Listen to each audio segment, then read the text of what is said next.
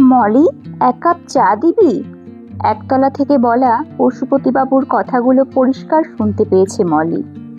ও তখন আলমারি খুলে ফুলদানিটা বের করে এনে তাতে ফুল ভরছে। একটু বিরক্তই লাগলো মলির। দিনের মধ্যে 50 বার শুধু চা আর চা। রান্নাঘর থেকে যেন ছুটি নেই আর মলির। সবে দুপুরের রান্না সেরে ঘরে আসলো। কাল হস্তশিল্প মেলা থেকে দারুণ একটা ফুলদানি কিনেছে ও, অপূর্ব সুন্দর। ওটার জন্য কিছু ফুলও কিনেছে। এখন একটার পর একটা ওটাই সাজাচ্ছে। মলের ঘরখানা অপূর্ব সুন্দর, অ্যান্টিকের সম্ভার। যেখানেই যাই এই ধরনের জিনিস কিনে আনে মলি। শখ বলতে এটাই, ওর যে নিজের ঘরটাকে মনের মতো করে সাজাবে। এই ফুলদানিটাই তো 1800 দাম নিল। এটাকে এখন ফুল দিয়ে সাজিয়ে 2-3টে পরপর ছবি তুলে হোয়াটসঅ্যাপ স্ট্যাটাস দিলে তবেই কাজ শেষ হবে মলির। নিজের সুখটুকু পুরোটা বা তার থেকে একটু বেশি যদি দেখানো যায়, তার মধ্যে কেমন একটা খুশি আছে।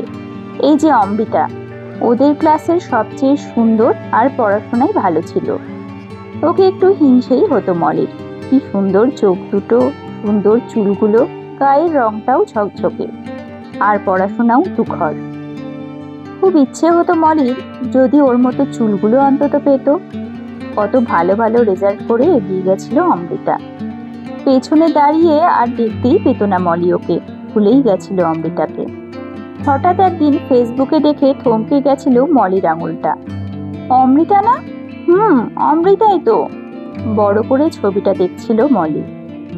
মাথার সামনের চুলগুলো একদম পাতলা হয়ে গেছে, সুন্দর চোখগুলো ঢেকে রেখেছে একটা বড় চশমা দিয়ে। তাড়াতাড়ি প্রোফাইলটা খুলে দেখছিল অমৃতা। তাতে পরিষ্কার লেখা কোনো এক স্কুলের শিক্ষিকা ও। এটাতে অবাক হওয়ার কিছু নেই, কারণ এতটাই ভালো ছিল ও পড়াশোনায়। অবাক লাগছে এটা ভেবে যে যে অমন রূপখানা কিভাবে এমন হলো। ফেসবুকের রাস্তা ধরেই এগিয়ে গেছিল মলি। অমৃতার প্রোফাইল জুড়ে শুধু দুঃখের কবিতা। এটুকু দেখলেই বোঝা যায় জীবনেও খুশি নয়। কি হলো তাহলে এত পড়াশোনা করে, চাকরি করে? অমৃতার কথা মনে পড়তেই আরেক চটকা খুশির হাওয়া বয়ে গেল মলির বুক জুড়ে। ফুলদানিটা একটা শুকনো কাপড় দিয়ে মুছতে শুরু করলো। গুনগুন করে উঠল মলি। বল মন সুখ বল, না ভেবেই ফলাফল, তোর সুখ নামে যদি সুখ আসে জীবনে। গলায় সেরকম সুর নেই মলির, কিন্তু তাতে কি, মনে যে ওর প্রচুর তাল, লয়, সুর এখন ওর। এরকম একটা জীবন ও স্বপ্নেও ভাবেনি। বাবা সামান্য একটা বেসরকারি অফিসে কাজ করতেন। 2 ভাই বোনের পড়ার খরচ, 4 জনের খাওয়া দাওয়া, সব মিলিয়ে খুব মলিন জীবনযাপন ছিল মলিদের।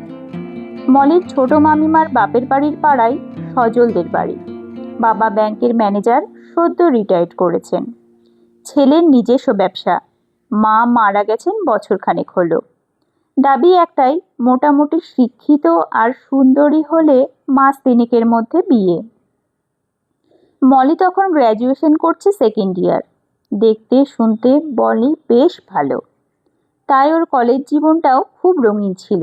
2-4টে টিউশন পড়ানো শুরু করেছিল পার্লারের খরচ তোলার জন্য।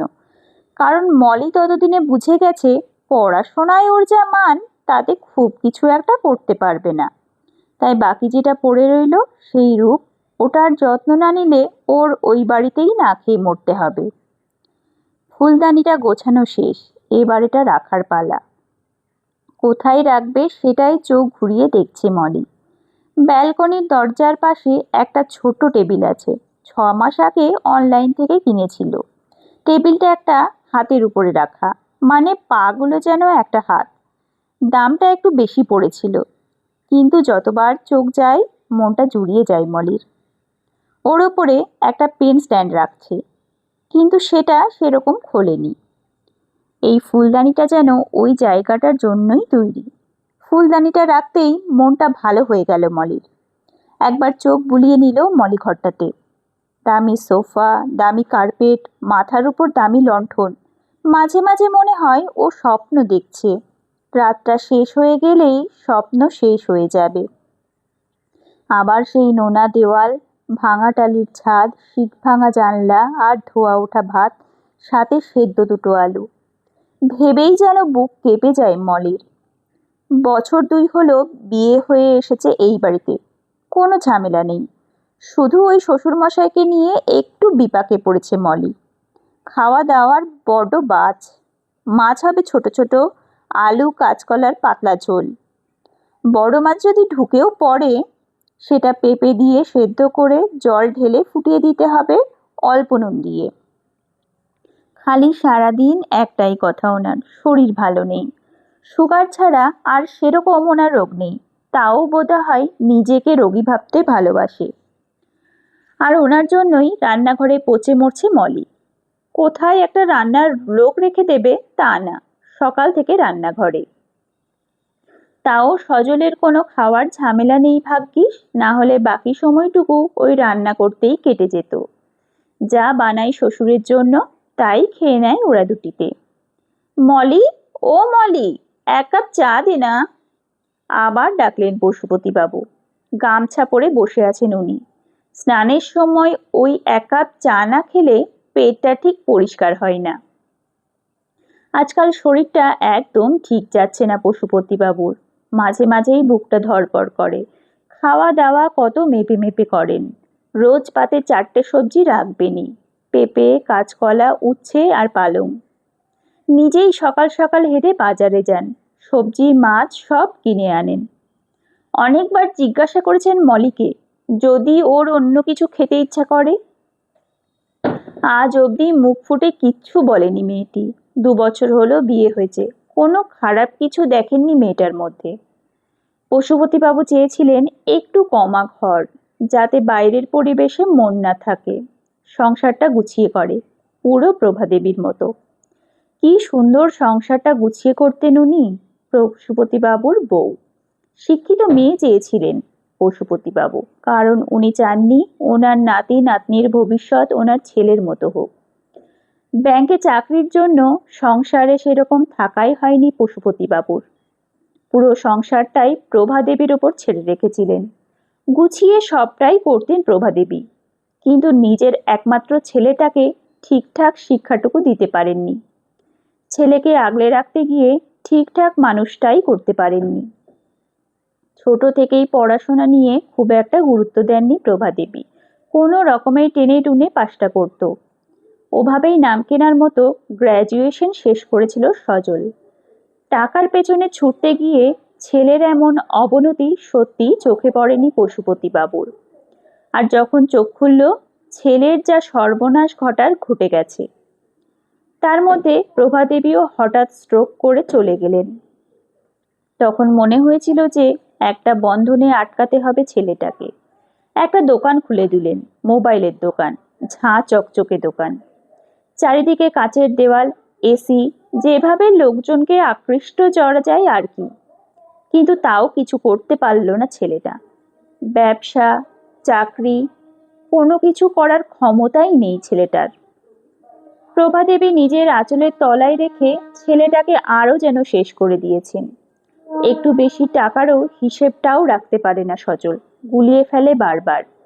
তাই তো পেনশন ঢুকলে সংসার খরচ বাবদ অনেকটা টাকা ওই মলির হাতে দিয়ে দেন পশুপতিবাবু। এখনো এটাও বোঝেননি উনি যে ওই মেয়েটাও বা কতটা উপযুক্ত, কিন্তু ভরসা করতে হবে, না করলে উনি শান্তিতে মরতেও পারবেন না। খুব অস্থির লাগছে পশুপতিবাবুর, চোখ মুখ অন্ধকার লাগছে, খুব অন্ধকার। মনে হচ্ছে পুরো পৃথিবী ঘুরছে, বন বন করে ঘুরছে। মনে হচ্ছে আজই সব শেষ হয়ে যাবে। কিন্তু পশুপতিবাবু কিছুতেই মরতে চান না, এখন তো নয়। ছেলেটার একটা গতি না করে মরে গেলে ভেসে যাবে ছেলে মেয়ে দুটো। এক ধাক্কায় অতগুলো টাকার পেনশন বন্ধ হয়ে যাবে। ওরা যেভাবে বিলাসিতায় দিন কাটায় সবটা শেষ হয়ে যাবে। ঠাকুর, আর 4টে বছর, অন্তত 4টে বছর বাঁচিয়ে রাখো আমায়। বলতে বলতে কখন যে লুটিয়ে পড়লেন পশুপতিবাবু নিজেও বোঝেননি। বাবা, ও বাবা, প্লিজ চোখ খোলো, প্লিজ চোখ খোলো। হাউ হাউ করে কেঁদেছে মলি। কখন থেকে এভাবে পড়ে আছে জানে না ও। কয়েকবার চা চেয়েছিল।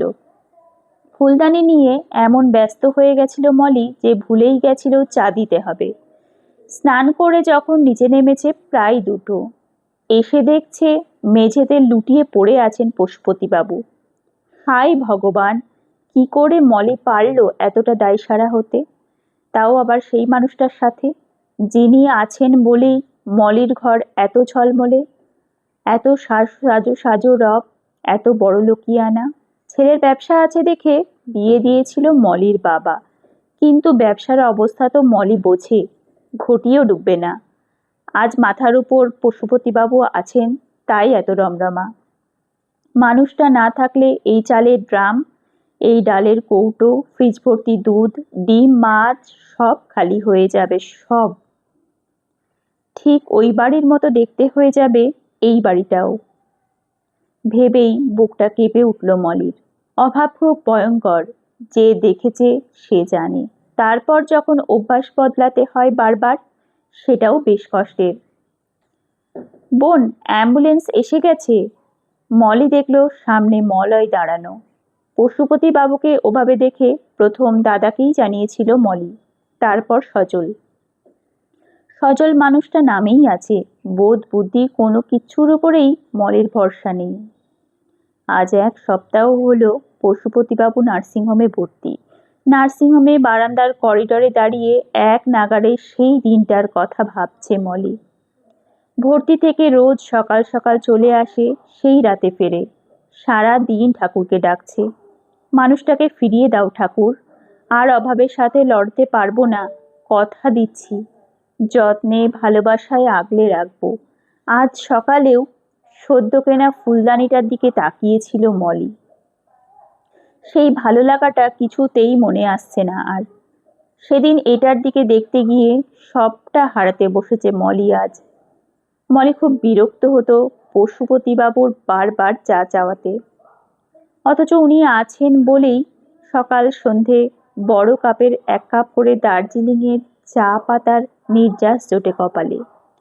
বাপের বাড়িতে মলিদের কোনোদিনও চা হতে দেখেনি ও।